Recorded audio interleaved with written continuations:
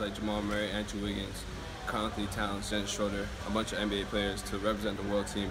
For me to be on that stage and to produce and to play for my country, it meant a whole lot to me. I've dreamt about it my entire life.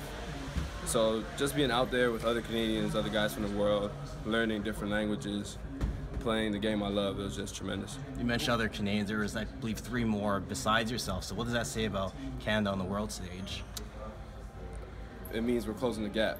You know, USA basketball being what it is with all the superstars they have, Canada's making a come up, getting closer to that stage and taking the world over. Nickeil, how did you enjoy living in Tennessee compared to Ontario? What was kind of like the life experiences, the difference that you experienced? The culture, everything. It's a lot more southern, more country, but it's nice, it's quiet. It gives me time to focus, takes me out of the city, just leads me to basketball and school, which should be my top 2 priorities. Going back to the Hoop Summet, what was it like playing on an NBA practice court with NBA GMs kind of watching? It was just like unbelievable. Couldn't fathom it really. Playing on the NBA court, guys like Damian Lillard play there, guys I like to watch. So just to feel like I'm one of them, to be able to do what they do, play on their court. So it just felt like a culture shock, almost like living a dream. With you going to Virginia Tech next season, what are some ACC schools or campuses you're excited to play on or against? Definitely Duke. Grew up a big fan of Duke. Of course, the rivals, Virginia, Miami. So I always want to beat those guys. And playing against Marcus, O'Shea, Shamil, Pittsburgh, and Syracuse, it's gonna be fun.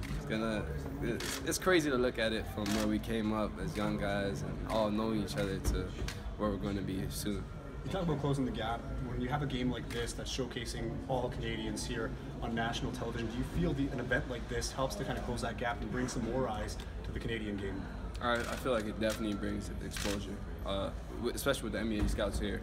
It's kind of like our own McDonald's game with our own, even like, not a hoop summit, but something that shows Canadians to the NBA world, gets them over here, giving guys exposure that don't go to prep schools in the States, guys who need it or who are young or coming up. So it definitely opens up a lot of doors for the guys behind us. Now, speaking of the NBA scouts that have been in attendance here, a lot of them have raved about your poise, your patience, ability to read plays.